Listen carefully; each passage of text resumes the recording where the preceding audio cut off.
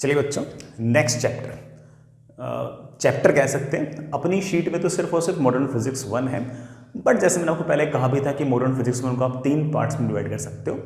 Photoelectric effect पहला part, atom and Bohr's model second part, and third one is X-rays. तो ये आप second chapter मान सकते हो, atom and its Bohr's model. HCV के अंदर ये, अगर मुझे ढंग से याद है तो ये चैप्टर नंबर 43 है। ठीक है बच्चों, बोर्स मॉडल आप लोगों ने हल्का फुल्का केमिस्ट्री के अंदर भी पढ़ा होगा, और बोर्स मॉडल आप मान के चल सकते हो कि जो केमिस्ट्री में था मोर और लेस वही है। कुछ हल्का सा ऐसा पोर्शन है जो केमिस्ट्री वाले पोर्शन के साथ ओवरलैप नहीं है, बाकी पोर्शन मोस्टली सेम है। तो चलिए बात को आगे बढ़ाते हैं। एटम की स्ट्रक्चर कैसी है, एटम जो है वो किस तरह का है, इस बारे में अलग अलग टाइम पर अलग अलग मॉडल्स आए, अलग अलग लोगों ने इस बात को अलग अलग तरीके से समझाने की कोशिश की। सबसे पहले कि जैसे आप लोग जानते हो कि ना, हम लोग सर जे थॉमसन की बात करते हैं। जे थॉमसन फाउंड दैट कि अगर हम किसी ऑब्जेक्ट को हीट करते हैं तो उसमें से इलेक्ट्रॉन्स निकलते हैं, प्रोटॉन्स नहीं निकलते, सिर्फ और सिर्फ इलेक्ट्रॉन्स निकलते हैं। तो इस बात से जे थॉमसन सर ने ये पोस्टुलेट किया या फिर ये अजम्पशन लिया कि किसी भी एटम को हम इस तरह से एक सॉलिड स्फीयर मान सकते हैं जिसके अंदर इलेक्ट्रॉन्स जो हैं वो इस तरह से पड़े हैं, और जो प्रोटॉन्स हैं, मतलब जो पॉजिटिव चार्ज है, वो इस तरह से है।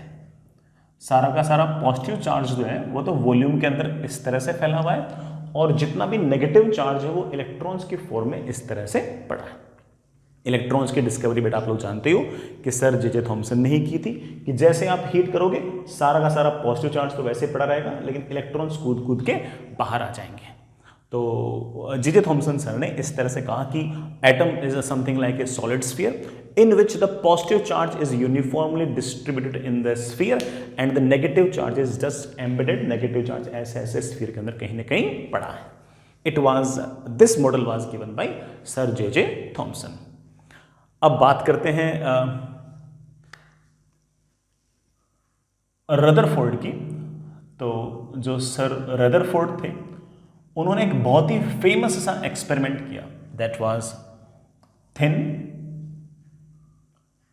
Gold foil experiment. मैं एक बार ये समझाता हूं कि एग्जैक्टली ये एक्सपेरिमेंट क्या था, सुनिएगा। रदरफोर्ड सर ने क्या किया कि सबसे पहले एक गोल्ड की थिन फिल्म बनाई, बिल्कुल पतली सी थिन फिल्म बनाई, लेकिन गोल्ड की। ठीक है, दिस वाज गोल्ड की जितनी पतली पॉसिबल हो सके उतनी पतली थिन फिल्म, और इस थिन फिल्म पर उन्होंने अल्फा पार्टिकल्स गिराए, हाईली एक्सेलरेटेड अल्फा पार्टिकल्स गिराए। मैं आपको पहले भी समझा चुका हूं कि alpha particles are basically helium nucleus. उनको बेटा उन्होंने इस थिन गोल्ड फॉइल पे गिराया ऐसे। अल्फा पार्टिकल के बारे में मैं बोल चुका हूं कि इसके पास चार्ज तो होता है +2e, और मास जो होता है दैट इज रफली 4 AMU। ठीक, तो इस थिन गोल्ड फॉइल फिल्म पर उन्होंने बेटा इस तरह से अल्फा पार्टिकल्स गिराए, और अल्फा पार्टिकल्स को डिटेक्ट करने के लिए उन्होंने इस तरफ एक स्क्रीन रख दी, यहाँ पर बेटा कुछ ना कुछ इस तरह से उन्होंने स्क्रीन्स वगैरह रख दी, और वो स्क्रीन जो थी उसका काम सिर्फ और सिर्फ ये था कि अल्फा पार्टिकल्स इसको क्रॉस कर रहे हैं या नहीं कर रहे हैं। He found that, Rutherford sir found that कि जितने भी अल्फा पार्टिकल्स थे उसमें से मोस्टली जो अल्फा पार्टिकल्स थे वो इस गोल्ड की थिन फिल्म को क्रॉस कर रहे थे। आप रफली ऐसा कह सकते हो कि अधिकतर अल्फा पार्टिकल्स जो थे वो इस थिन गोल्ड फिल्म को पार कर रहे थे। Mostly alpha particles are crossing the thin film. Mostly जो थे वो इस थिन फिल्म को क्रॉस कर रहे थे। अब जब मैं ये कहता हूं कि अल्फा पार्टिकल इस गोल्ड की थिन फिल्म को अगर क्रॉस कर पा रहे हैं, तो इसका मैं तो ये अंदाजा लगाता हूं कि इसका मतलब इस गोल्ड का जो एटम रहा होगा उसका मोस्ट ऑफ द स्पेस जो था वो एम्प्टी रहा होगा, वो खाली रहा होगा। अगर इस तरह से सारा का सारा पॉजिटिव चार्ज अगर भरा हुआ होता तो ये अल्फा पार्टिकल जो है ये इस एटम को क्रॉस तो नहीं कर पाता, और वो भी गोल्ड का जो मास होता है, गोल्ड का जो एटम होता है उसका मास तो हीलियम के मास से काफी ज्यादा होता है। तो आपका जो हीलियम का जो न्यूक्लियस था वो इसको कैसे क्रॉस करेगा? अगर ये सॉलिड होता तो पक्की बात है कि इसको क्रॉस तो नहीं कर पाता। तो इससे अंदाजा लगाया, इससे रदरफोर्ड सर ने ये अंदाजा लगाया कि जरूर ऐसा हुआ होगा कि एटम का जो मोस्ट ऑफ द स्पेस है वो एम्प्टी रहा होगा। तो इससे कंक्लूजन ये निकल के आया कि most of the space of atom is empty. ये रदरफोर्ड मॉडल या फिर रदरफोर्ड की जो फाइंडिंग थी ये of course J Thomson sir की फाइंडिंग से थोड़ी सी डिफरेंट आ रही थी। And again Rutherford sir founded that कि जितने भी अल्फा पार्टिकल्स थे उसमें से कुछ एक पार्टिकल्स जो थे वो जाते हैं, टकराते हैं और पलटकर वापस आते हैं। जो पलटकर वापस आ रहे हैं वो 1 among 8000 है रफली, कि 8000 अल्फा पार्टिकल्स अगर आप गिराते हो तो 7999 7999 अल्फा पार्टिकल्स तो क्रॉस कर जाते हैं और एक अल्फा पार्टिकल 8000 में से पलटकर वापस आता है। ये बेटा पलटकर वापस आ गया, इसका मतलब ये रिट्रेस बैक हो गया है, ये वापस आ गया है, ये उस मीडियम में नहीं गया, ये उस तरफ नहीं गया, ये इस गोल्ड की थिन फिल्म को क्रॉस नहीं कर पाया बल्कि वापस आ गया।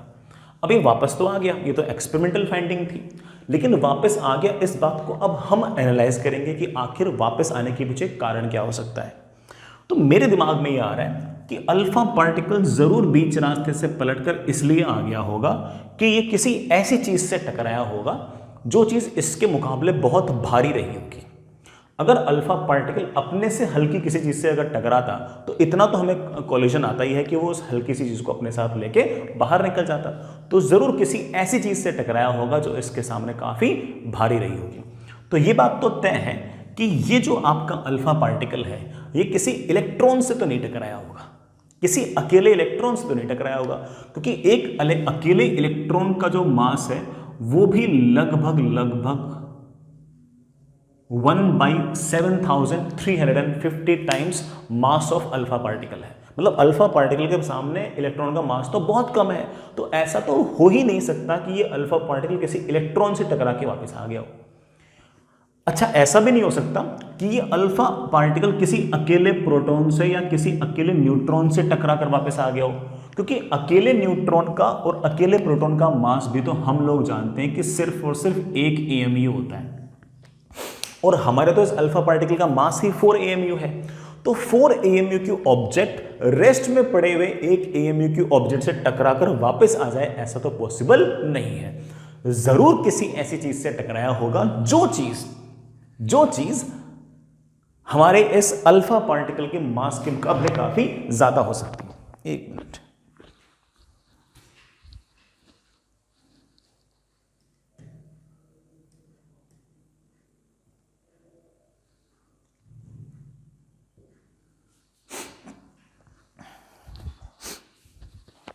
हाँ बच्चों, मैं कह रहा था कि जरूर ये पार्टिकल जो है, ये जो अल्फा पार्टिकल किसी ऐसी ऑब्जेक्ट से टकराया होगा जो इसके मुकाबले काफी भारी रही होगी। अकेला इलेक्ट्रॉन हो नहीं सकता, अकेला अकेला प्रोटॉन हो नहीं सकता, अकेला न्यूट्रॉन हो नहीं सकता, तो किससे टकराया होगा? तो रदरफोर्ड सर सजेस्टेड दैट कि जरूर किसी बहुत भारी ऑब्जेक्ट से टकराया होगा, एंड दैट भारी object is known as nucleus. Nucleus consists of all the neutrons and protons. Nucleus consists of all the neutrons and protons, के सारे न्यूट्रॉन्स और प्रोटॉन्स जो हैं वो एक साथ एक जगह आ गए हैं और वो एटम के सेंटर को बनाएंगे, and that is known as the nucleus. तो इस पूरे एक्सपेरिमेंट के बेसिस पे रदरफोर्ड सर ने कुछ ना कुछ पोस्टुलेट्स दिए, अपने कुछ ना कुछ अजम्पशंस दिए, और बढ़िया अच्छे अजम्पशंस दिए, उनको हम हल्का हल्का डिस्कस करते हैं। सुनिएगा बेटा, बहुत ही इंटरेस्टिंग सा है। और रदरफोर्ड सर का जो एक्सपेरिमेंट था, थिन गोल्ड फॉइल एक्सपेरिमेंट था, भले ये फाइनल ना हो, लेकिन आगे जिन लोगों ने भी इस पर जो थ्योरी डेवलप की या बिल्डअप की, उसका बेसिस हमेशा रदरफोर्ड सर की बातें ही थी। तो चलिए, what Rutherford suggested, Rutherford did some experiments, series of experiments 1906 from 1911. उन्होंने बेटा खूब सारे एक्सपेरिमेंट्स किए, उसमें से ऑफ कोर्स हमारा जो गोल्ड फॉयल एक्सपेरिमेंट था ये सबसे ज़्यादा इंपॉर्टेंट था, और इसके बेसिस पे ही सजेस्टेड सम इन्फरेंसेस, और वो सजेशंस क्या थे सुनिएगा। सबसे पहली बात, most of the space of atom is empty. Atom का जो मोस्टली स्पेस है वो एम्प्टी है। कारण आप जानते हो, क्योंकि जो आपका अल्फा पार्टिकल था वो बेटा उस गोल्ड के एटम को क्रॉस कर गया, और मोस्टली एटम क्रॉस कर गए, इसका मतलब मोस्टली स्पेस तो एम्प्टी होना चाहिए। मोस्ट लिखना। अब दूसरा पॉइंट हमने कहा कि यार ना जरूर इस एटम के अंदर कोई बहुत भारी चीज होनी चाहिए। वो बहुत भारी चीज क्या होनी चाहिए? अकेला अल्फा पार्टिकल, सॉरी अकेला प्रोटॉन नहीं, अकेला न्यूट्रॉन नहीं, तो कौन? तो उन्होंने कहा कि सारे के सारे जो प्रोटॉन्स और न्यूट्रॉन्स हैं वो एक जगह आ जाएंगे, और जिस जगह आ जाएंगे that point is known as our nucleus. So he said that all the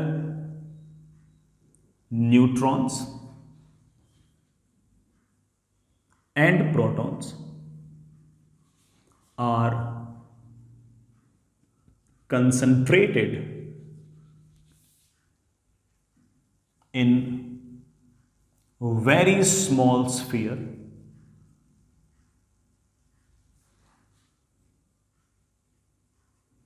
known as nucleus। Nucleus जो है वो बेटा सारे के सारे प्रोटॉन्स और न्यूट्रॉन्स को रखेगा। प्रोटॉन्स और न्यूट्रॉन्स बेटा दोनों का मास 1 AMU रहेगा। प्रोटॉन के पास चार्ज है +E, न्यूट्रॉन के पास किसी प्रकार का चार्ज नहीं है। नेक्स्ट, जो भी न्यूक्लियस है वो आपके एटम का सेंटर है। जो आपका न्यूक्लियस बना है वो एटम का सेंटर है। Nucleus is centre of atom, atom का सेंटर है। नेक्स्ट, बचे कौन? प्रोटॉन और न्यूट्रॉन तो एक जगह आ गए, सिर्फ और सिर्फ कौन बचे? इलेक्ट्रॉन्स। इलेक्ट्रॉन्स जो होंगे वो दूर होंगे न्यूक्लियस से, और उनके लिए आप ऐसा कह सकते हो कि बीचों बीच आपका न्यूक्लियस और उसके चारों तरफ आपके ये इलेक्ट्रॉन्स। न्यूक्लियस जो है ये आपका एक तरह से पॉजिटिवली चार्ज्ड है, एक तरह से आपका पॉजिटिवली चार्ज्ड है। न्यूक्लियस के पास जो न्यूट्रॉन्स और प्रोटॉन्स हैं उसके कारण न्यूक्लियस हमारा पॉजिटिवली चार्ज्ड हो गया, और जो इलेक्ट्रॉन्स होंगे वो यहां से बेटा ऑफ कोर्स कुछ डिस्टेंस पे होंगे। इलेक्ट्रॉन न्यूक्लियस से कितनी दूर है वो एक तरह से रेडियस ऑफ एटम हो जाएगा। तो एटम की जो साइज है वो इस बात से डिसाइड होगी कि न्यूक्लियस के और इलेक्ट्रॉन्स के बीच में सेपरेशन कितना ज़्यादा है। तो आप कह सकते हो कि ये इलेक्ट्रॉन्स होंगे वो इस तरह से दूर होंगे। इलेक्ट्रॉन्स को न्यूक्लियस अपनी तरफ अट्रैक्ट करेगा, फिर भी इलेक्ट्रॉन्स जो है वो अट्रैक्ट होकर न्यूक्लियस पर मर्ज नहीं होने चाहिए।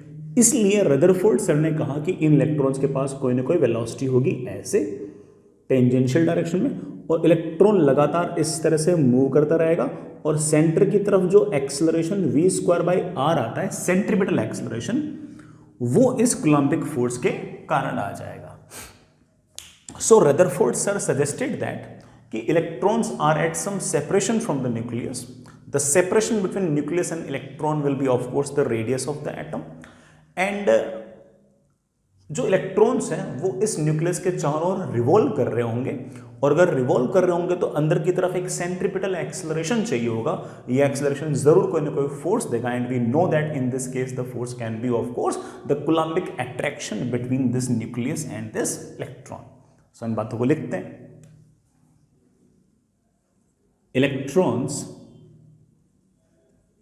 will revolve around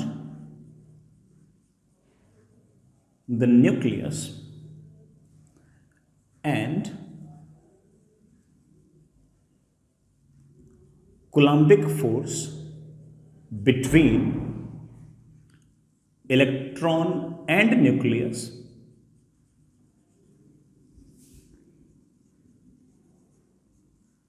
will provide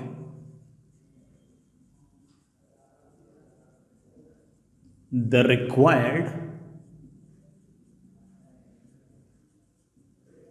centripetal acceleration. Fair enough? अच्छी बात है बेटा। अगला पॉइंट, अगर आप ध्यान से देखो तो ये जो न्यूक्लियस है इसके बारे में हम दो चार बातें कह सकते हैं।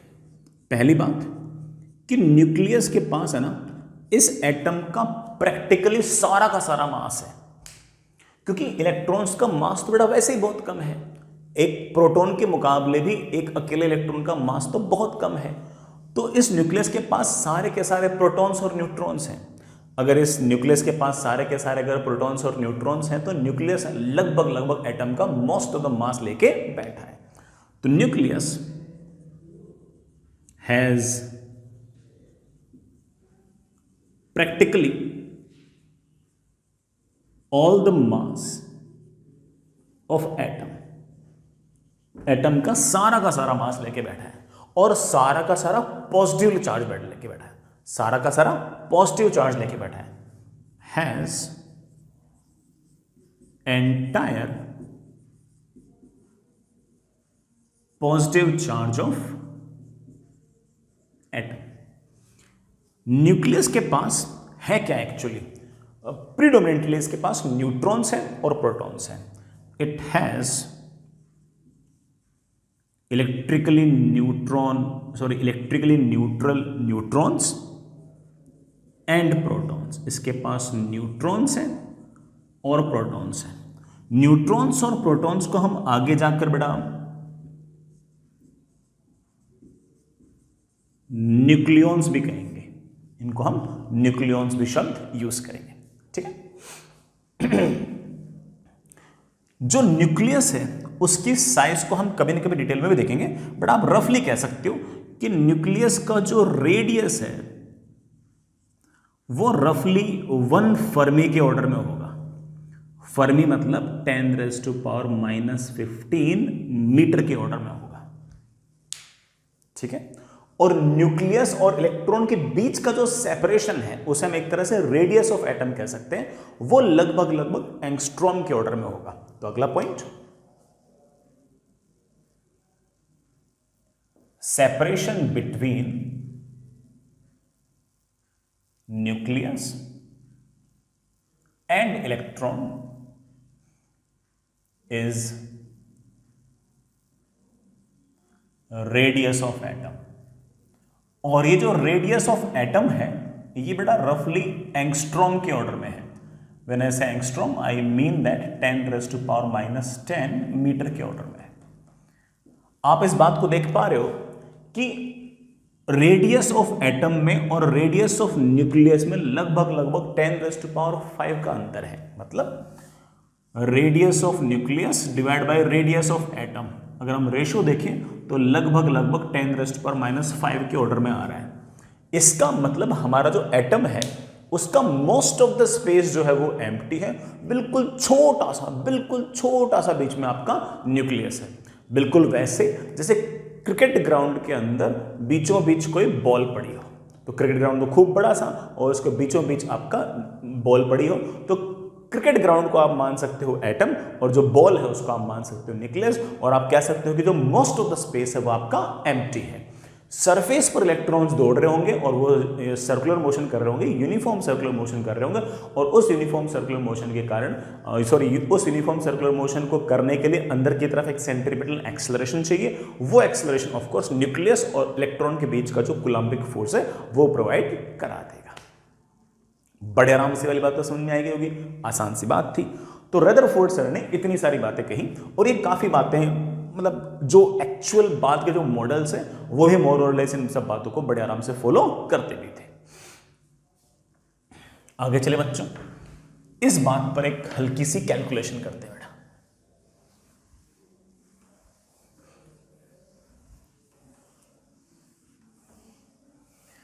सुनिए बच्चों,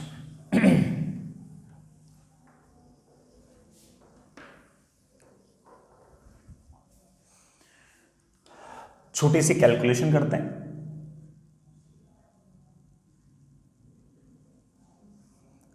ये रदरफोर्ड सर की कैलकुलेशन थी। उन्होंने कहा कि लेट से बीचों बीच आपका न्यूक्लियस है, न्यूक्लियस के पास z नंबर ऑफ प्रोटॉन्स है, और अगर z नंबर ऑफ प्रोटॉन्स है तो उसका चार्ज तो हो गया Ze। एक अकेले प्रोटॉन का चार्ज है E, तो Z प्रोटॉन्स का चार्ज हो गया Za। न्यूट्रॉन्स भी होंगे इसके पास, न्यूक्लियस के पास, लेकिन बेटा तुम जानते हो कि न्यूक्लियस तो ऑफ कोर्स चार्जलेस है, सॉरी न्यूट्रॉन्स तो चार्जलेस है, न्यूक्लियस का जो भी चार्ज होगा वो तो प्रोटॉन वाला ही चार्ज होगा। इससे r डिस्टेंस दूर बेटा आपके पास इलेक्ट्रॉन है S, जिसका चार्ज है -e और मास है m। ऐसे छोड़ नहीं सकते उसको, अगर छोड़ दिया तो इलेक्ट्रॉन भागा भागा अंदर आ जाएगा, क्योंकि ये इसको अपनी तरफ अट्रैक्ट कर लेगा। इस इलेक्ट्रॉन के पास जरूर टेंजेंशियल डायरेक्शन में कोई ना कोई वेलोसिटी होनी चाहिए, और इस वेलोसिटी के कारण ही ये इलेक्ट्रॉन जो है इस न्यूक्लियस को सेंटर मानते हुए ऐसे लगातार यूनिफॉर्म सर्कुलर मोशन करती रहेगी। यूनिफॉर्म सर्कुलर मोशन करती रहेगी तो इस इलेक्ट्रॉन के पास सेंटर की तरफ एक सेंट्रीपिटल एक्सेलरेशन आएगा, जिसकी वैल्यू होगी v²/r। And we know it very well कि the acceleration is always provided by, in this case provided by the Coulombic force between these two। हालांकि ये वाला फोर्स जो है ये न्यूक्लियस पर भी इधर लग रहा होगा, लेकिन इलेक्ट्रॉन के मुकाबले इसका मास बहुत ज्यादा है, इसका इनर्शिया बहुत ज्यादा है, इसलिए हम न्यूक्लियस को एट रेस्ट पे मान सकते हैं। ठीक है, आगे जाकर हम ये भी देखेंगे कि अगर न्यूक्लियस का मास अगर कभी इलेक्ट्रॉन के मास के कंपेरेबल हुआ तो उस केस में आपका जो न्यूक्लियस होगा वो भी मूव कर सकता है, वो भी हम कभी ना कभी देखेंगे। इस इलेक्ट्रॉन के पास अंदर की तरफ एक्सेलरेशन है, और मैं कहूं कि जरा न्यूटन्स तो लगाना, तो आप कहोगे कि ये वाला चार्ज इस चार्ज को अट्रैक्ट कर रहा है कितने फोर्स से, k is 1/4πε0 q1 q2 Ze into E upon r², and that must be equals to mass into acceleration। acceleration is of course v²/r। इस r से बड़ा आपका r कैंसिल हो गया, और आपके पास v की वैल्यू बड़े आराम से आ गई कि इतनी वेलोसिटी आपके पास होनी चाहिए, that is Ze² upon 4πm∈0r। इतनी स्पीड आपके चार्ज पार्टिकल के पास ऐसे ऐसे होगी। Fair enough. इस चार्ज पार्टिकल के पास कुछ ना कुछ काइनेटिक एनर्जी भी होगी। वी कैन से दैट कि this kinetic energy is of course half mv²। v की अगर मैं वैल्यू रखूंगा तो value comes out to be Ze² upon 8πε0r। ये बड़ा आपकी क्या कहते हैं उसको, पोटेंशियल सॉरी काइनेटिक एनर्जी है। इसी तरह से इस चार्ज पार्टिकल और इस चार्ज पार्टिकल के बीच में कुछ ना कुछ पोटेंशियल एनर्जी भी होनी चाहिए। एक का चार्ज q1 एक का चार्ज q2, तो पोटेंशियल एनर्जी दो पॉइंट चार्जेस के बीच हुआ करती थी k q1 q2 upon r। तो लिखो k is 1/4πε0 q1 Ze q2 -e upon r। This is the potential energy. What is the total energy? As you can see that कि total energy is, उन दोनों को add करना, -1/4 + 1/8 -1/8 आ गया, that is -Ze² upon 8πε0r। This is the total energy. This is the total energy. Total energy negative आ रहा है, इस बात का अर्थ है कि सिस्टम बाउंडेड है। इस तरह की बात मैंने आपको ग्रेविटेशन में भी सिखाई थी कि अगर टोटल एनर्जी नेगेटिव है it means that system is bounded. इसका मतलब जो इलेक्ट्रॉन है वो चारों तरफ चक्कर काट रहा है। अगर इलेक्ट्रॉन को इन्फिनिटी पर भेजना है, अनबाउंडेड करना है, बहुत दूर भेजना है, तो आर को इन्फाइनाइट करना पड़ेगा। आर को इन्फाइनाइट करोगे तो आपका टोटल एनर्जी 0 हो जाएगा। तो ये आपका मतलब का सिस्टम जो बाउंडेड है। ये आपकी काइनेटिक, ये आपकी पोटेंशियल और ये आपकी टोटल एनर्जी। ये सारी के सारी बेटा आर पर डिपेंड कर रही है। कैसे कर रही है आपको नजर तो आ ही गया होगा। अगर कोई मुझसे पूछ ले कि sir kinetic energy of electron और काइनेटिक एनर्जी न्यूक्लियस से कितना दूर है, इसके बीच ग्राफ बन सकता है क्या? बेटा बिल्कुल बन सकता है। काइनेटिक एनर्जी पर पावर 1 है, आर पर पावर -1 है। Kinetic energy is inversely proportional to r. It's an equation of hyperbola. आप बड़े आराम से कह सकते हो कि काइनेटिक एनर्जी का जो ग्राफ होगा वो ऐसा ऐसा आएगा। ये ले बेटा, ये आपका ग्राफ आ गया काइनेटिक एनर्जी का। मैं आपसे कहूं कि क्या आप पोटेंशियल एनर्जी का भी ग्राफ बना सकते हो क्या? आप बोलोगे हाँ सर बिल्कुल बना सकते हैं, कोई दिक्कत ही नहीं है। पोटेंशियल एनर्जी में भी आप कह सकते हो कि potential energy is inversely proportional to r, लेकिन बेटा साथ में एक साइन और है, क्या? माइनस साइन है। और अगर माइनस साइन है तो आपका जो ग्राफ होगा बेटा ये ऐसा ऐसा होगा।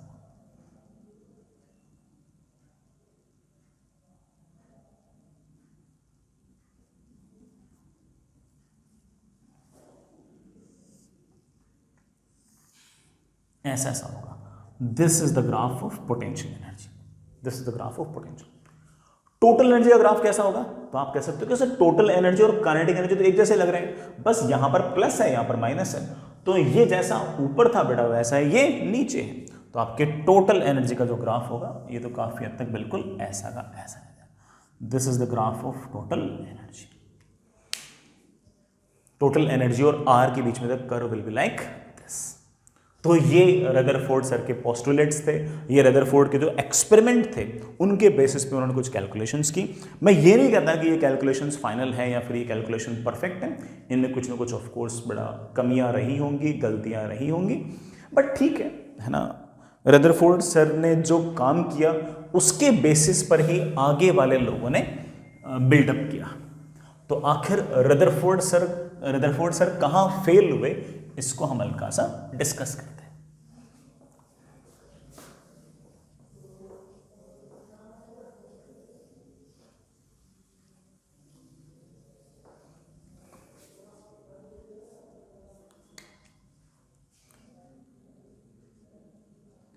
Why Rutherford failed?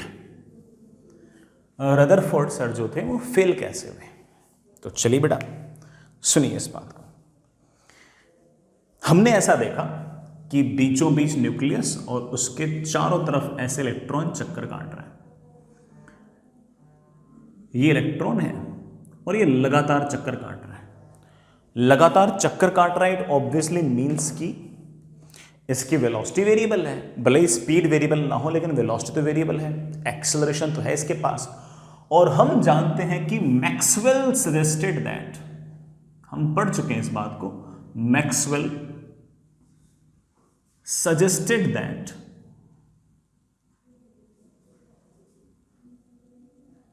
Charge particle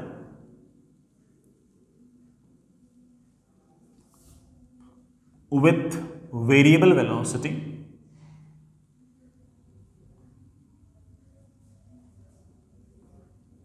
will emit radiation या फिर इलेक्ट्रोमैग्नेटिक वेव्स। ये जो चार्ज पार्टिकल है जिसकी वेलोसिटी वेरिएबल है, ये अपने अंदर से लगातार इलेक्ट्रोमैग्नेटिक वेव्स निकालेगा। इलेक्ट्रोमैग्नेटिक वेव्स निकालेगा, इसका मतलब लगातार एनर्जी निकालेगा। लगातार अगर एनर्जी निकालेगा तो इस इलेक्ट्रॉन की लगातार एनर्जी घटेगी। एनर्जी अगर घटेगी तो लगातार रेडियस भी तो घटेगा। सर कैसे? बिकॉज बेटा एनर्जी का फॉर्मूला था, बेटा क्या फॉर्मूला था? -ZE²/8πε0 into are. आर जैसे जैसे कम होगा ये वाली टर्म उतनी बढ़ेगी। बाहर साइन क्या है? माइनस, तो एनर्जी लगातार घटेगी।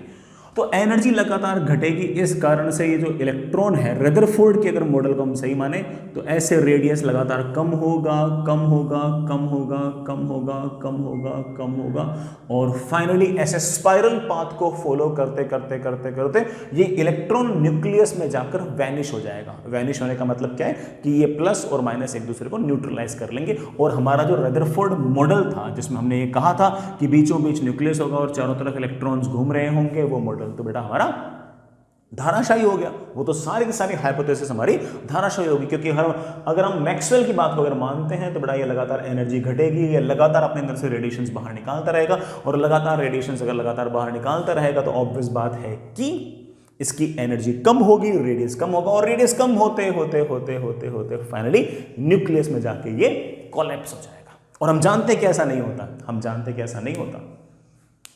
अगर ऐसा होता तो बेटा ऑफ कोर्स है ना, एटम रहता ही नहीं बेटा, फिर तो प्रोटॉन्स और इलेक्ट्रॉन इस तरह से एक दूसरे को न्यूट्रलाइज कर लेते हैं, ऐसा नहीं होता। तो कुछ तो कमी रही है। अब दूसरी कमी एक दूसरी कमी और, उसी टाइम पर एक एक्सपेरिमेंट हुआ, दैट वाज, जिसको हम आगे जाके डिटेल में मैथमेटिकली देखेंगे भी, that was hydrogen spectrum experiment. उसमें पता लगा कि किसी हाइड्रोजन गैस के अंदर अगर मैं लाइट को इंसिडेंट करता हूं तो सिर्फ और सिर्फ कुछ स्पेसिफिक फोटॉन्स ही एब्जॉर्ब होते हैं, एक स्पेसिफिक वेवलेंथ की वेव्स ही एब्जॉर्ब होती हैं, ऐसा पता लगा। और मैं फिर से इस बात को बोलता हूं कि आपके पास हाइड्रोजन गैस थी, इस हाइड्रोजन गैस पर इलेक्ट्रोमैग्नेटिक वेव्स इस तरह से भेजी गई, और जो इलेक्ट्रोमैग्नेटिक वेव्स थी उसमें से कुछ इलेक्ट्रोमैग्नेटिक वेव्स जो थी वो एब्जॉर्ब हो गई थी, और वही इलेक्ट्रोमैग्नेटिक वेव्स इस हाइड्रोजन गैस ने बाद में एमिट भी कर दी। वो जो वेव्स एब्जॉर्ब की गई उनका जो वेवलेंथ था एक्सपेरिमेंटली ये पता किया गया कि इसकी जो वैल्यू थी that is 364.56 m square upon m square minus 4 nanometre, where m की जो वैल्यू है बेटा that will be 3, 4, 5 and so. Hydrogen gas के अंदर से हमने जब लाइट भेजी तो इन वेवलेंथ्स को बेटा उस लाइट ने एब्जॉर्ब कर लिया। सारी वेवलेंथ एब्जॉर्ब नहीं हुई, ये वेवलेंथ एब्जॉर्ब कर ली। m की वैल्यू को 3 रख दो तो एक वेवलेंथ आ जाएगी, m को बेटा 4 रख दो तो अगली वेवलेंथ आ जाएगी, m को 5 रख दो तो अगली वेवलेंथ आ जाएगी। ये वाली वेवलेंथ एब्जॉर्ब की गई, सारी वेवलेंथ एब्जॉर्ब नहीं की गई। फिर अगेन हाइड्रोजन गैस ने यही सारी की सारी वेवलेंथ अपने अंदर से एमिट कर दी, बाहर निकाल दी। ये हमारा जो इलेक्ट्रॉन है, ये जो वेव बाहर निकाल रहा है, ये तो हर मतलब जो रदरफोर्ड की बात थी, रदरफोर्ड सर ने जो पोस्टुलेट दिए, रदरफोर्ड सर ने जो मॉडल दिया, उस मॉडल को अगर मान के चलें तो ये इलेक्ट्रॉन जो एक्सेलरेटेड है ये तो हर तरह की वेवलेंथ बाहर निकाल रहा है। और जो एक्सपेरिमेंटल सेटअप था वो कह रहा था कि सिर्फ और सिर्फ कुछ स्पेसिफिक वेवलेंथ ही एमिट हो रही है, सारी वेवलेंथ एमिट नहीं हो रही है। Only some specific wavelengths are emitting, not all the wavelengths are emitting.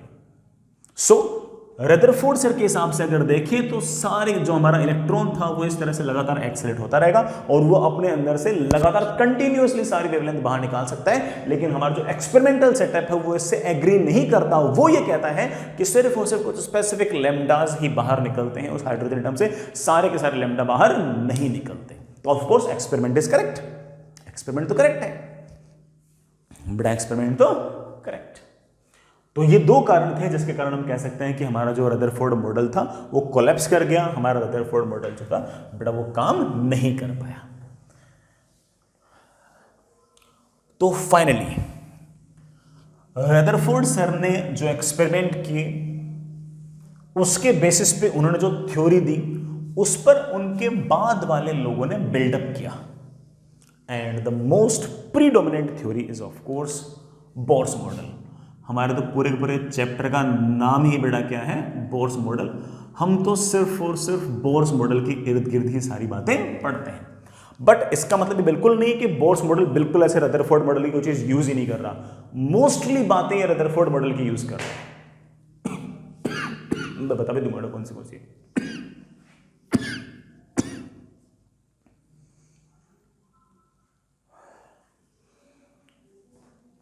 अब एक बात सुनिए, बोर्स मॉडल के अंदर मोस्टली वैल्यूज, मोस्टली कैलकुलेशन वही थी जो रदरफोर्ड सर की थी। लेकिन बोर्स मॉडल के अंदर बोर्स सर ने उस बात पर ज्यादा ध्यान दिया कि जो हाइड्रोजन स्पेक्ट्रम का जो एक्सपेरिमेंट था, जो ये बोलता था कि सिर्फ और सिर्फ स्पेसिफिक लैम्डास ही पॉसिबल है, स्पेसिफिक एनर्जी लेवल्स ही पॉसिबल है, सारी बातों का मतलब समझ में आएगा। उस बात को उन्होंने कैटर करने की या उस बात को उन्होंने सॉल्व करने की ज्यादा कोशिश की। हम आराम से देखेंगे कि उसमें क्या क्या कारण रहे, वो कैसे कैसे कैलकुलेशन करते हैं, हम उन सारी बातों को बड़े आराम से देखेंगे भी। बट पहले मेरी बात सुनना, जो हमारा हाइड्रोजन गैस का एक्सपेरिमेंट था, स्पेक्ट्रम था, उसमें क्या किया गया कि बेटा आपके पास हाइड्रोजन गैस ली गई, इस हाइड्रोजन गैस पर बड़ा लाइट गिराई गई, उस लाइट के कुछ फोटॉन्स को एब्जॉर्ब किया गया, बाकी सारी लाइट चली गई, कुछ फोटॉन्स आपके एब्जॉर्ब हो गए, फिर बाद में वही फोटॉन्स वापस से एमिट हुए, तो पता लगा कि कुछ स्पेसिफिक वेवलेंथ जो है वो एब्जॉर्ब हुई है। एक्सपेरिमेंट से कुछ वेवलेंथ पता लगी कि ये वेवलेंथ जो है ये एब्जॉर्ब हुई है। मैं एक बार लिख भी देता हूँ बेटा कौन सी वेवलेंथ थी, हालांकि उनको जानने की तुम्हें बेटा ज़रूरत है नहीं, है ना। तो वो वेवलेंथ थी 486.1 nanometre, 434.1 nanometre and 420.2 nanometre and 656.3 nanometre. पता लगा कि हाइड्रोजन गैस में से अगर हम वेवलेंथ अगर भेजते हैं, विजिबल लाइट अगर भेजते हैं, तो ये 4 वेवलेंथ जो है ये गायब मिली। तो इन 4 वेवलेंथ के बीच में कोई ना कोई रिलेशन होना चाहिए।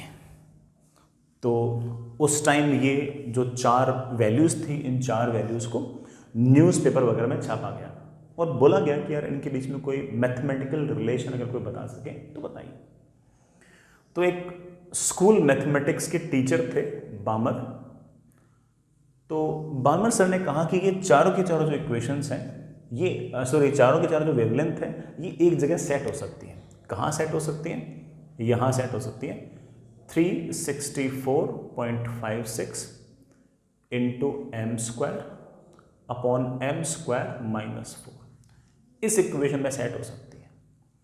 एम को अगर 3 रखोगे तो इनमें से एक वैल्यू जाएगी, 4 रखोगे तो दूसरी जाएगी।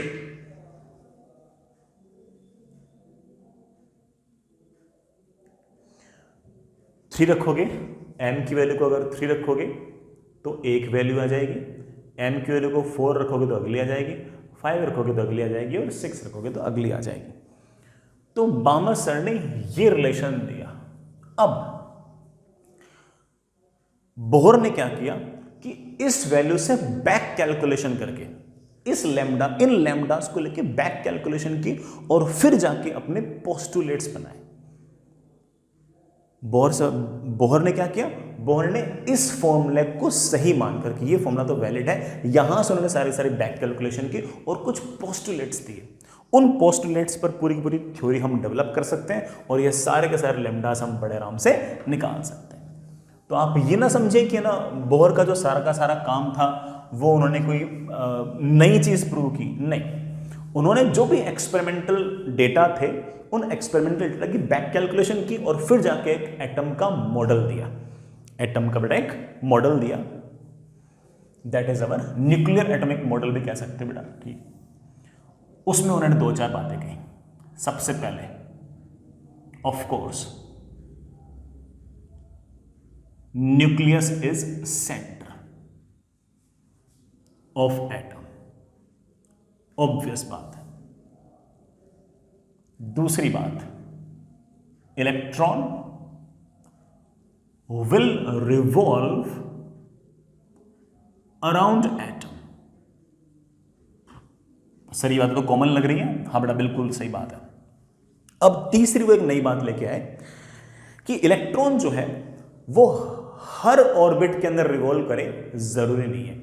वो कुछ स्पेसिफिक ऑर्बिट्स के अंदर ही रिवॉल्व करेगी, कुछ स्पेसिफिक रेडियस के अंदर ही रिवॉल्व करेगी, और जिन स्पेसिफिक रेडियस में या जिन स्पेसिफिक ऑर्बिट्स में वो रिवॉल्व करेगी उनको हम नाम दे देंगे स्टेशनरी ऑर्बिट्स, और उनमें रिवॉल्व करने वाला जो इलेक्ट्रॉन है वो मैक्सवेल्स इक्वेशन के हिसाब से अपने अंदर से इलेक्ट्रोमैग्नेटिक वेव बाहर नहीं निकालता, भले ही उसके पास वेलोसिटी वेरिएबल हो। तो अगला पॉइंट और जो बहुत ही इंपॉर्टेंट पॉइंट बोहर ने कहा या फिर उनका जो पोस्टुलेट थे, उनका जो अगला पोस्टुलेट था वो ये था कि electron will revolve in specific orbits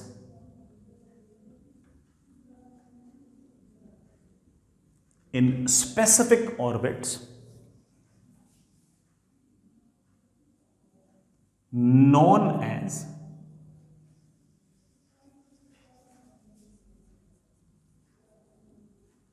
stationary orbits, और ऐसा इलेक्ट्रॉन जो इन स्टेशनरी ऑर्बिट्स में रिवॉल्व करता हो वो अपने अंदर से इलेक्ट्रोमैग्नेटिक वेव रिवॉल्व करते करते नहीं निकालता। And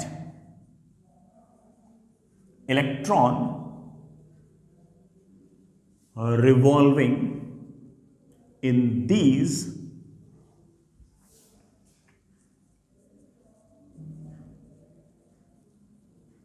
stationary orbits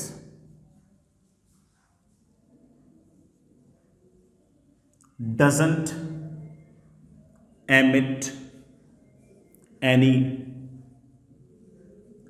radiation while revolving।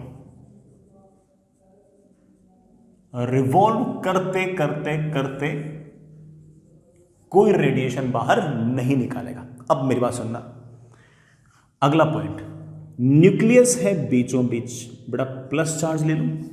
जो सबसे पहली ऑर्बिट है जो पॉसिबल है, मैं उसको नाम दे रहा हूं n=1 और उसे मैं नाम दे रहा हूं ग्राउंड स्टेट। बेटा क्या नाम दे रहा हूं? Ground state. रदरफोर्ड ने कहा कि कोई सा भी रेडियस पॉसिबल है, बस वो v = समथिंग समथिंग बड़ा रूट में 1/r, उसको इक्वेशन को वैलिडेट कर दो तो हर रेडियस पॉसिबल है। बोर्न ने कहा कि सारे रेडियस पॉसिबल नहीं है, स्पेसिफिक रेडियस पॉसिबल है। इलेक्ट्रॉन जिस सबसे छोटे रेडियस के अंदर घूम सकते हैं, इस ऑर्बिट को हमने नाम दे दिया बेटा क्या? Ground state. और यहां हमने लिख दिया n=1। अब ऐसा नहीं कि ये इलेक्ट्रॉन यहां पर भी रिवॉल्व कर पाए, नहीं, यहां पर भी रिवॉल्व कर पाए, नहीं, अगली बार ये रिवॉल्व कर पाएगा यहां कहीं। ये अगली स्टेशनरी ऑर्बिट है जिसे हम नाम दे रहे हैं n=2। इसको नाम दिया ग्राउंड स्टेट, इसको हम नाम दे रहे हैं फर्स्ट एक्साइटेड स्टेट। सर ये कैसा नाम है? बड़ा सब लॉजिक बैठेंगे, तुम चिंता मत करो। This is first excited state. Electron इसके अंदर भी रिवॉल्व कर सकता है, इलेक्ट्रॉन इसके अंदर रिवॉल्व कर सकता है। इसका यह अर्थ नहीं कि यहां भी रिवॉल्व कर सकता है, ना ना, यहां भी रिवॉल्व कर सकता है, नहीं। अगला कहीं ना कहीं थोड़ा और दूर आएगा और अगला स्टेशनरी ऑर्बिट यहां कहीं आएगा। अगला जो स्टेशनरी ऑर्बिट होगा मैं उसको n=3 कह रहा हूं। ये ग्राउंड स्टेट, ये फर्स्ट एक्साइटेड स्टेट, इसका नाम निकाल रहा हूं मैं सेकंड एक्साइटेड स्टेट। फिर इसका मतलब ये नहीं कि इलेक्ट्रॉन इसमें तो घूम सकता है, और इलेक्ट्रॉन जब इसमें घूम रहा होगा तो भले ही उसके पास वेलोसिटी वेरिएबल हो, लेकिन वो अपने अंदर से कोई इलेक्ट्रोमैग्नेटिक वेव रिवॉल्व करते वक्त नहीं निकालेगा। अब इसका यह अर्थ बिल्कुल नहीं कि इलेक्ट्रॉन यहां भी घूम सके, ना ना। अगली बार एक और ऑर्बिट आएगा जिसमें इलेक्ट्रॉन फिर से घूम पाएगा। इसको बेटा हम गिनती में तो n=4 बोल देते। ये ग्राउंड स्टेट, ये फर्स्ट एक्साइटेड स्टेट, ये सेकंड एक्साइटेड स्टेट, तो मैं इसको नाम दे रहा हूं थर्ड एक्साइटेड स्टेट। तो इस तरह के कुछ स्पेसिफिक ऑर्बिट्स हैं जिसके अंदर इलेक्ट्रॉन रिवॉल्व कर सकता है। हर रेडियस के अंदर इलेक्ट्रॉन रिवॉल्व करे ऐसा मस्ट नहीं है। ठीक है, अगला पोस्टुलेट अपने बोर सर का ये था। ठीक है, आगे चलते हैं। यहां बेटा फोर्थ पॉइंट तो लिखा ही नहीं। फोर्थ पॉइंट क्या था, सुनना इस बात को। मान लीजिए कि पहले इलेक्ट्रॉन यहां था। इलेक्ट्रॉन अगर n=1 में ही घूमता रहेगा तो किसी प्रकार की कोई इलेक्ट्रोमैग्नेटिक वेव ना तो एब्जॉर्ब करेगा ना एमिट करेगा। लेकिन अगर इस इलेक्ट्रॉन पर कोई फोटोन आ जाए, इलेक्ट्रॉन के पास कोई फोटोन आ जाए और इस n=1 में जो इलेक्ट्रॉन रोटेट करता है उसकी एनर्जी मैंने E1 मान ली, n=2 पर जो इलेक्ट्रॉन मूव कर रहा है उसके पास एनर्जी मैंने E2 मान ली, n इक्वल टू 3 पर अगर कोई इलेक्ट्रॉन रोटेट कर रहा है तो उसकी मैंने एनर्जी E3 मान ली, और n इक्वल टू 4 में अगर कोई इलेक्ट्रॉन अगर घूम रहा है तो उसका एनर्जी E4 मान ली। ये आपको बता चुका हूं कि जैसे जैसे जैसे दूर होगा वैसे वैसे बेटा एनर्जी बढ़ेगी। E4 बड़ा होगा, E3 छोटा होगा, E2 और छोटा होगा, और E1 और छोटा होगा। अगर कोई फोटोन ऐसा आया जिसके पास एनर्जी, ऐसा फोटोन जिसके पास energy hc by lambda E2 minus E1 के बराबर हुआ, जिसके पास कितनी एनर्जी हुई, इन दोनों स्टेशनरी ऑर्बिट्स के बीच में एनर्जी डिफरेंस के बराबर अगर एनर्जी हुई, तो इस फोटोन को ये इलेक्ट्रॉन एब्जॉर्ब कर सकता है और यहां से कूद के यहां जा सकता है। n इक्वल टू 1 से कूद कर n इक्वल टू 2 पर जा सकता है। कब? जब इस पर ऐसा फोटोन गिरे जिसके पास एनर्जी E2 माइनस E1 हो। ठीक है, इसी तरीके से इस इलेक्ट्रॉन पर अगर कोई ऐसा फोटोन गिरे जिसके पास एनर्जी hc बाई लैम्डा हो E3 माइनस E1 के बराबर, E3 माइनस E1, इस n इक्वल टू 3 और n इक्वल टू 1 में जो एनर्जी डिफरेंस है उसके बराबर एनर्जी का अगर फोटोन गिरे तो ये इलेक्ट्रॉन यहां से उठकर यहां भाग जाएगा और फिर यहां घूमने लग जाएगा। घूमते वक्त तो कोई फोटोन नहीं निकलता, फोटोन निकलने या एब्जॉर्ब करने का सिर्फ एक ही रास्ता है कि यहां से यहां कूदे, यहां से यहां कूदे, तो ये इस फोटोन को एब्जॉर्ब कर सकता है। इसी तरह से ये जो इलेक्ट्रॉन है ये ऐसे किसी फोटोन को भी एब्जॉर्ब कर लेगा जिसके पास एनर्जी E4 माइनस E1 हो। अगर किसी फोटोन के पास एनर्जी अगर E4 माइनस E1 हुई और अगर वो इस इलेक्ट्रॉन पर गिरा तो ये इलेक्ट्रॉन यहां से कूद कर n इक्वल टू 4 पर पहुंच जाएगा, n इक्वल टू 4 पर पहुंच जाएगा, और ये इन फोटोन्स को एब्जॉर्ब कर रहा है। नोटिस करना, ये फोटॉन्स को एब्जॉर्ब कर रहा है, हर फोटोन को एब्जॉर्ब नहीं कर रहा है, ये कुछ स्पेसिफिक फोटॉन्स को ही एब्जॉर्ब कर रहा है जिन फोटॉन्स की एनर्जी या तो ये है या ये है या ये है। It is not absorbing all the photons, it is absorbing just some specific photons whose wavelength can be given by this। ये वेवलेंथ बेटा वही है जो मैंने शुरुआत में लिखी थी ना कि बाल्मर सर ने जो निकाली थी वेवलेंथ, वही है, एग्जैक्टली वही है, वही calculation back calculation bore sir ने की और उन्होंने पोस्टुलेट्स दिए। तो this electron is not absorbing all the photons, it is just absorbing the photons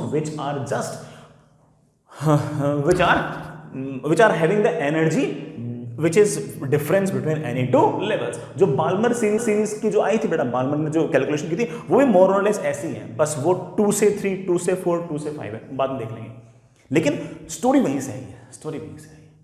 अब क्या होगा, जैसे ही कोई इलेक्ट्रॉन अपने हायर एक्साइटेड स्टेट में चला गया, मान लो कि n इक्वल टू 3 पर, n इक्वल टू 2 पर या n इक्वल टू 4 पर चला गया, तो वहां पर ऐसा नहीं कि बहुत देर तक रहेगा, वहां पर वो रफली 10⁻⁻7 सेकेंड्स के आसपास रहता है, और उसके बाद ये इलेक्ट्रॉन वापस से अपने ग्राउंड स्टेट पे आएगा।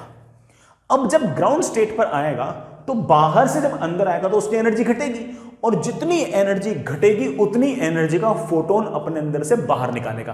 तो ये n इक्वल टू 4 से अगर सीधा n इक्वल टू 1 पर आता है तो ये अपने अंदर से, अगर ये इलेक्ट्रॉन n इक्वल टू 4 से n इक्वल टू 1 पर अगर सीधा आता है तो अपने अंदर से ये फोटोन एमिट करेगा, ऐसा फोटोन एमिट करेगा जिसके पास एनर्जी E4 माइनस E1 है, and that is equals to hc by lambda. देखा आपने, हर वेवलेंथ एमिट नहीं कर रहा, सिर्फ और सिर्फ वही वेवलेंथ एमिट कर रहा है जो वेवलेंथ इन एनर्जी डिफरेंस के बराबर एनर्जी रखती हो। कोई बच्चा कहते हैं कि सर सीधा 4 से 1 क्यों आए, सर 4 से 3 आए, 3 से 2 आए और 2 से 1 आए, ऐसा हो सकता है क्या? अरे बेटा बिल्कुल हो सकता है। अगर 4 से 3 आया तो ये ऐसा फोटोन एमिट करेगा जिसके पास एनर्जी E4 माइनस E3 हो, and that is equals to hc by lambda. फिर 3 से 2 आएगा तो एक फोटोन ऐसा और एमिट करेगा जिसके पास एनर्जी होगी E3 minus E2, that is equals to hc by lambda. बेटा लैम्डा अलग अलग है। और फिर 2 से 1 पे आएगा तो ऐसा फोटोन फिर से एमिट करेगा जिसके पास एनर्जी E2 माइनस E1 होगा, that is equals to hc by lambda. तो वापस आने के बहुत सारे रास्ते हो सकते हैं, लेकिन इतना तय है कि ऐसा नहीं कि कोई सा भी लैम्डा निकाल दिया इसने बाहर, सिर्फ और सिर्फ वही लैम्डा निकालेगा जिसमें hc by lambda is equals to this energy minus this energy, या फिर this energy minus this energy, या फिर this energy minus this energy. तो सम स्पेसिफिक एनर्जी डिफरेंसेस ही पॉसिबल है। स्पेसिफिक एनर्जी डिफरेंसेस ही पॉसिबल है तो स्पेसिफिक लैम्डा ही पॉसिबल है, और स्पेसिफिक लैम्डा ही पॉसिबल है, यही तो हमारे हाइड्रोजन स्पेक्ट्रम के एक्सपेरिमेंट से आया था, जो रदरफोर्ड सर एक्सप्लेन नहीं कर पाए थे, लेकिन बोर ने बैक कैलकुलेशन करके उस सारी की सारी बात को इस तरह से एक्सप्लेन कर दिया। Perfect perfect. हालांकि अभी तक कैलकुलेशन बातें बची हैं, बट मोर और लेस रदरफोर्ड सर ने सारी की सारी कहानी बेटा बना दी इस तरह से, पूरी कहानी बना दी उन्होंने इस तरह से।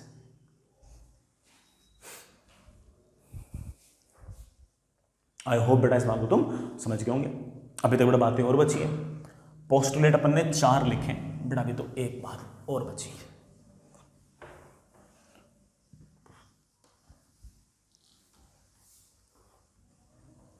एक बात और बची बस, और वो तो सबसे ज्यादा इंपॉर्टेंट है, क्योंकि बाकी सारी बातें आपको ऐसे लग रही है कि सर ये तो रदरफोर्ड सर ने भी कही थी, रदरफोर्ड सर ने जो बात कही और बोर सर ने जो बात कही सर मोर और लेस सेम सी लग रही है। बस आपने अभी तक एक ही डिफरेंस क्रिएट किया है कि रदरफोर्ड सर ने कहा कि कोई सा भी रेडियस पॉसिबल है, और रदरफोर्ड सर की बजाय बोर मॉडल ने कहा, बोर सर ने कहा कि नहीं नहीं नहीं, कुछ स्पेसिफिक रेडियस ही पॉसिबल है, सारे रेडियस पॉसिबल नहीं है। सर यही आपने नहीं बात पाई है। अब एक बात और, 5वां postulate and the most important of all, हर सवाल में लिखा आता बल्कि है, that is Bohr's quantization rule. क्या कहता है ये रूल? सुनेगा बेटा, अगर आपके पास बीचों बीच अगर पॉजिटिव चार्ज और उसके चारों तरफ n = 1 में ये घूमता हुआ इलेक्ट्रॉन, रेडियस आपके पास है r1 और इसके पास बड़ा वेलोसिटी है v1, इसी तरह से इसके चारों तरफ घूमता हुआ कोई इलेक्ट्रॉन अगर n = 2 पर है तो रेडियस r2 और इस इलेक्ट्रॉन के पास बड़ा वेलोसिटी विल बी v2। ये n = 3 वाला बेटा आपका स्टेशनरी ऑर्बिट, इसमें हम रेडियस मान लेते हैं r3, और इसमें अगर कोई इलेक्ट्रॉन जा रहा है तो उसके पास ऐसे टेंजेंशियल डायरेक्शन में वेलोसिटी होगी v3। ऐसे ही अगर n = 4 है तो बेटा यहां पर आपका ऑर्बिट का जो रेडियस है वो r4 है, और इसमें जो वेलोसिटी है बेटा वो आपके पास वो v4 है। अब ये बोर्स क्वांटाइजेशन रूल कह क्या रहा है? ये कह रहा है कि न्यूक्लियस के अबाउट इस इलेक्ट्रॉन का एंगुलर मोमेंटम लिखो, and angular momentum will be mass of electron, velocity of the electron, और इस वेलोसिटी की न्यूक्लियस से perpendicular distance. This is the angular momentum. This angular momentum will be always integral multiple of h/2π।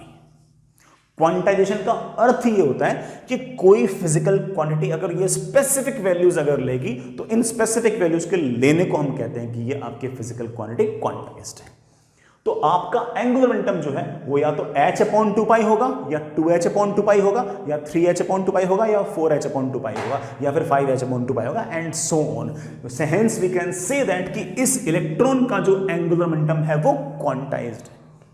ये मत सोचना कि ये equation जो है ये रदरफोर्ड सर के सपने में आई है, नहीं, सॉरी रदरफोर्ड सर नहीं बेटा, बोर्स सर के सपने में आई है, सपने में नहीं आई है। उन्होंने सारी बैक कैलकुलेशन की, बेटा कहा ना, जो आपके बाल्मर सर के पास जो लैम्डा आया था उनसे कैलकुलेशन करते करते वो इस नतीजे पे पहुंचे, इस इक्वेशन पे पहुंचे। तो उन्होंने कहा कि इस इक्वेशन को तो माननी पड़ेगी, और ये इक्वेशन जिन जिन ऑर्बिट्स ने, जिन जिन n = 1, n = 3, n = 4, जिन जिन ऑर्बिट्स ने ये इक्वेशन फॉलो की है उन ऑर्बिट्स का नाम निकाल दिया स्टेशनरी ऑर्बिट, और ऐसा बोल दिया कि इसके अंदर कोई इलेक्ट्रॉन अगर रोटेट कर रहा है तो अपने अंदर से कोई इलेक्ट्रोमैग्नेटिक वेव नहीं निकालेगा। इलेक्ट्रोमैग्नेटिक वेव से तभी निकालेगा जब कोई इलेक्ट्रॉन ऊपर से नीचे आएगा, और एब्जॉर्ब तो करेगा जब नीचे से ऊपर जाएगा। जो इलेक्ट्रॉन n = 1 ग्राउंड स्टेट में घूम रहा है तो उसके एंगुलर मोमेंटम को लिख सकते हैं मास, वेलोसिटी है v1, रेडियस है r1, that is equals to nh/2π। ये बड़ा n = 1 है तो यहां पर it will be h/2π। n equal to 2 वाले ऑर्बिट में जो इलेक्ट्रॉन घूम रहा है उसका एंगुलर मोमेंटम है mass into velocity into perpendicular distance and that will B NH upon 2 पाई, लेकिन इसका n है 2, तो आप कह सकते हो कि दैट इज 2H अपॉन 2 पाई। जो n इक्वल टू 3 में इलेक्ट्रॉन घूम रहा है उसका angular momentum will be mass into उसकी वेलोसिटी, उसकी perpendicular distance r3, that will B 3H upon 2 पाई। और जो n इक्वल टू 4 में है उसका एंगुलर मोमेंटम लिख सकते हो कि L4 is equals to mass into उसकी वेलोसिटी, उसकी perpendicular distance, that is of course 4H upon 2 pi and so on. तो जो भी आपका एंगुलर मोमेंटम होगा वो क्वांटाइज्ड होगा और हमेशा इस तरह से integral multiple of H upon 2 पाई होगा।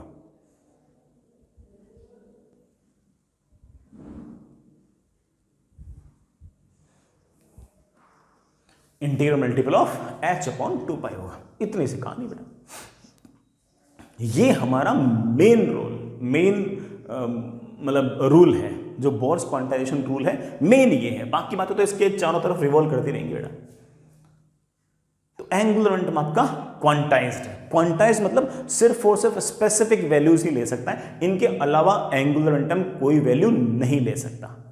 जैसे मैं एक एग्जांपल दूं, शायद मैंने पहले भी दिया उन लोगों को। बेटा मान लो ये ग्राउंड है, ये y इज इक्वल्स टू 0 है और यहां पर कुछ स्टेयर्स हैं इस तरह से, ऐसे 10-10 सेंटीमीटर की हाइट की इस तरह की स्टेयर्स हैं। और मान लो कोई बॉल है ना किसी स्टेयर पर पड़ी है, ये नहीं पता कौन सी स्टेयर पड़ी है, लेकिन इतना पता है कि इस बॉल जो है वो किसी स्टेयर पर पड़ी है। और कोई मुझसे पूछ ले उसकी हाइट क्या है, तो बोलूंगा यहाँ तो 0 है। इस स्टेयर पर पड़ी तो 10 सेंटीमीटर है, यहाँ पड़े तो 20 सेंटीमीटर है, यहाँ पड़े तो 30 सेंटीमीटर है, यहाँ पड़े तो 40 सेंटीमीटर है, यहाँ पड़े तो 50 सेंटीमीटर है। तो मैं ऐसा कह सकता हूँ कि height of ball is quantized and it is 10 times n centimetre. तो ये जो हाइट है बॉल की ये क्वांटाइज्ड है, अगर वो स्टेयर पर पड़ी है तो स्पेसिफिक वैल्यूज ले पा रही है। इसी केस में हमारा जो angular momentum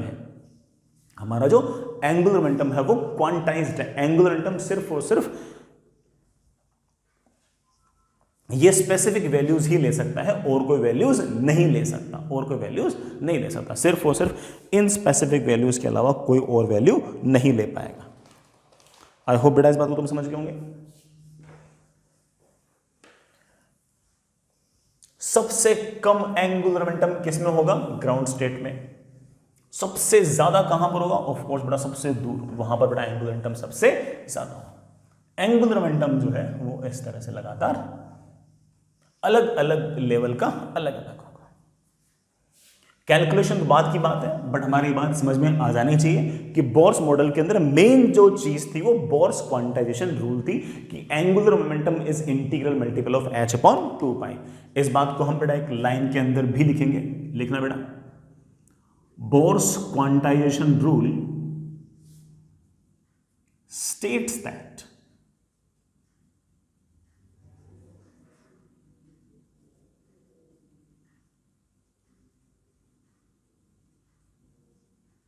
angular momentum of electron about nucleus is quantized and always integral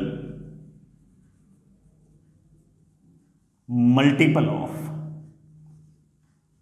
H upon 2 पाई। जो भी एंगुलर मोमेंटम होगा it will B integral multiple of H upon 2 पाई। और ये जो integer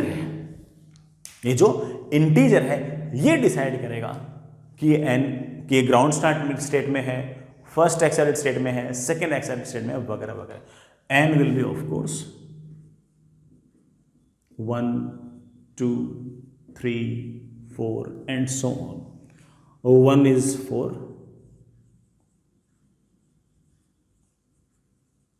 ground state, 2 is for first excited state, 3 is for second excited state, 4 is 4, 4 कितना बड़ा,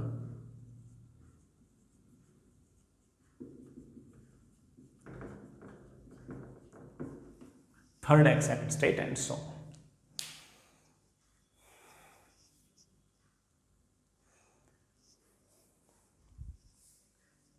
I really hope पढ़ाई वाली बात तो समझ में आई गई होगी। तो जो हमारा बाल्मर की जो कैलकुलेशन थी उसको बैक कैलकुलेट करके बोर ने सारे के सारे इस तरह के आपको फंडे दिए, है ना, और ये कैलकुलेशंस काफ़ी हद तक एक्यूरेट थी। ठीक है बच्चों, चलिए कैलकुलेशंस में थोड़ा टाइम लगेगा, है ना, वो कल पढ़ते हैं, उनमें बड़ा एक बार में, है ना, आधे घंटे के आसपास कैलकुलेशन एक साथ होती है, तो अपन कल पढ़ते हैं उसका। ठीक है बच्चों।